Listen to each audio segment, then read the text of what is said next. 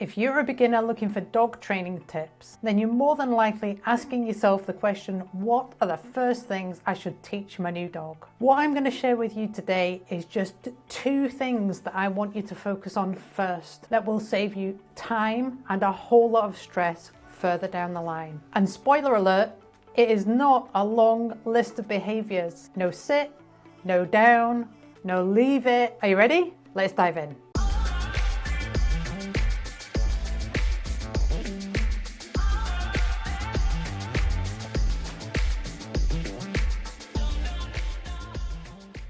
So if you are new to the channel, I'm Anna Lawrie and I'm the founder of Genius K9, where we focus on teaching your dog amazing foundations, all through reward-based games. If you like this video, give it a thumbs up. That helps more people see the video. And don't forget to subscribe to the channel so you don't miss any future videos. As a retired professional police dog handler and instructor in the National Police Dog Training School for Scotland, one of my jobs was puppy development. And that involved me creating a program that taught these puppies amazing foundations, things that got them ready for life. Now, when I first started, they used to have this long list of behaviors, lots of things for us to do, lots of things for us to achieve in a certain amount of time. That involved a lot of pressure, a lot of things to teach our dogs. But what I noticed was one common problem that used to creep up time and time again. We were focusing on teaching our dogs to do things before we taught our dogs how to be. Once we filled this gap, this gaping hole in how we were getting our puppies ready for life, or any new dog, it doesn't have to be a puppy, it can just be a new dog to you. But once we filled this gap, this big piece of the dog training puzzle that was missing, then teaching behaviors became way easier. And that's why I say to you, teach your dog to be before you teach your dog to do. Let me explain. 2 most important areas I want you to focus on first. Teaching your dog to be confident and teaching your dog to be connected with you. Now, to be confident, I'm talking about them being confident with the world, their environment around them, but also with you. That is really important. So confidence and connection do go hand in hand. If you were to go out today and try and teach your dog to do lots of different behaviors before you've got a good connection with them and before they're confident with you and the world around them, it's sort of running before you can walk. And that's why so many dogs struggle to actually be able to even listen to you, because we try and dive in headlong into teaching behaviors way too early. Behaviors are actually pretty easy to teach once you've got a great connection and once you've got a nice confident dog. We have a world full of dogs struggling with their confidence. Even with what looks like a confident dog, we need to build their confidence, and it takes time. What I've noticed bringing on lots and lots of new puppies year on year, and new dogs, new adult dogs, how to go about building their confidence so that they can learn great foundations and just be an all-round well-behaved dog. How do we teach our dogs to be more confident? I'm glad you asked. Well, let me introduce you to something I call the confidence loop. Imagine your dog is navigating the world and they are constantly going through this kind of 3-step process, if you like. It starts with navigating around the world, where they're sniffing their way around, and every time they do that, they're evaluating whether that thing is something to be worried about or not. They're taking in information all the time. So that's the question. Is it something I need to worry about? If it is nothing to worry about, then we get a green checkpoint. We continue on our way around that positive cycle of the loop over and over again. We walk on, we navigate, we evaluate. If everything is okay, then we are good to go. But if we come across something where we think, hold on, wait a second, I need to stop and think about this, I'm not sure about this thing, then we need to probably switch over to what I would call the negative side of that confidence loop. And that is where we then take the step to think, let me investigate this a little bit further. And do I need to communicate? Do I need to sniff? Do I need to go closer and find out? Do I need to stand back? Do I need to stop and stare? Should I bark at this thing? Do I need to communicate with it to say, get back and get away from me? There are a number of things, a number of options that your dog might do. So they've communicated and they'll get to a point where, is this thing okay now? Am I feeling more comfortable? Can I recover from this? And if they don't, they'll keep going around the negative side of the loop.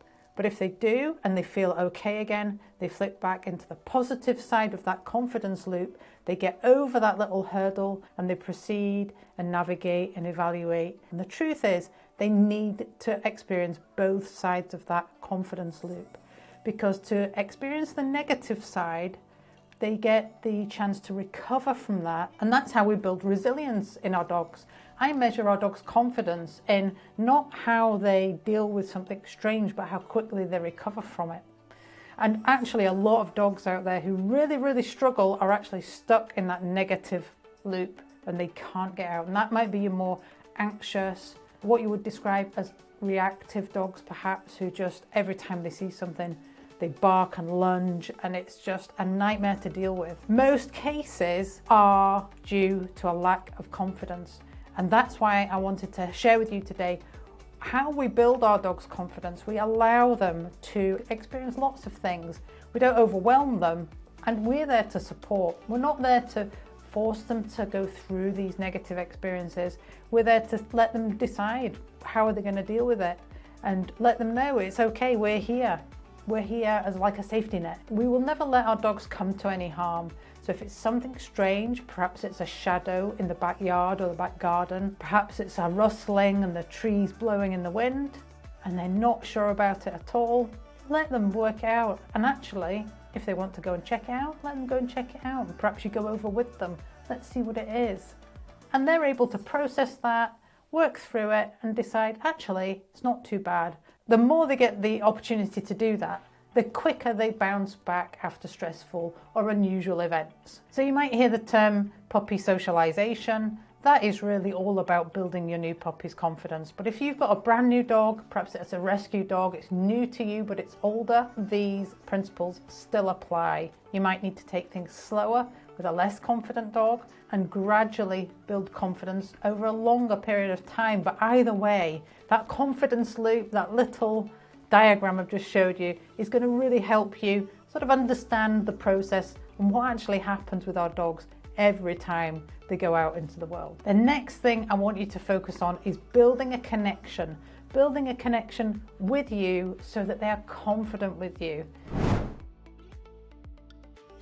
If you haven't got a dog who you're able to connect with in lots of different places, then you are going to struggle, really struggle, to teach them, whether it's a recall out in the real world or walking on a lead or you name it, anything whatsoever. If you don't have a connection, it's really, really a struggle to teach them really any list of behaviors. So our first steps to building amazing connection with our new dogs, whether it's an older dog or a new puppy, is we start off straight away with interactive play, building up the ability for us to play together. And that takes a bit of skill from us, a bit of observation. What do they really love?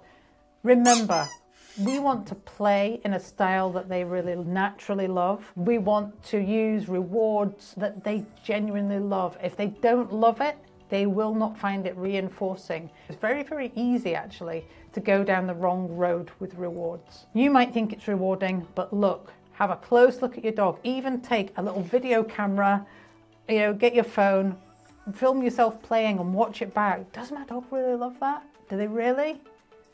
Or are they just kind of going through the motions? Don't force them to play in a way that they don't like. I speak about this a lot, and it's worth saying and repeating as many times as possible, because once you tune into what they do really, really love, the world of play and the connection with you just completely transforms. So if you can focus on those first two things, learning how to play with your dog, whether it's with toys, whether it's with food, whether it's physical play with you, absolutely mix them all about. Some dogs love to do all of those things. Some dogs like things more than others. So take a bit of time, observe your dog, pay attention to what they really do love. Some love fetch, some love tug, Some love physical kind of rough and tumble. Some dogs love our calming stroke, physical connection with us. Some dogs love to catch. Some dogs love to chase. Really just tune in and get to know what your dog really loves. And if you're looking for some practical insider dog training tips on how to build your dog's confidence through play, I did a video recently on exactly that topic. Check that out to get some amazing tips on building confidence through play. When you focus on these two things, teaching your dog how to be confident and how to be connected with you, then life gets a whole lot better. Putting yourself under pressure to teach your dog a long list of fancy behaviors. If you jump ahead and do those first, if they're not confident, you will have problems further down the line. So those are the really, really important foundation pieces of your dog training puzzle that you need, that I recommend you focus on first. Now, we play games with all our dogs to teach them how to connect with us and how to build confidence. If you want to learn more about how game-based training works, what makes it different, how it can really work for you, then I've got a free web class. I'll put a link in the comments below. You can register for the web class and get access straight away. It's totally free. And if you've enjoyed this video, give it a thumbs up so more people get to see it. And don't forget to hit that subscribe button so you don't miss any future videos. And I'll see you in the next video.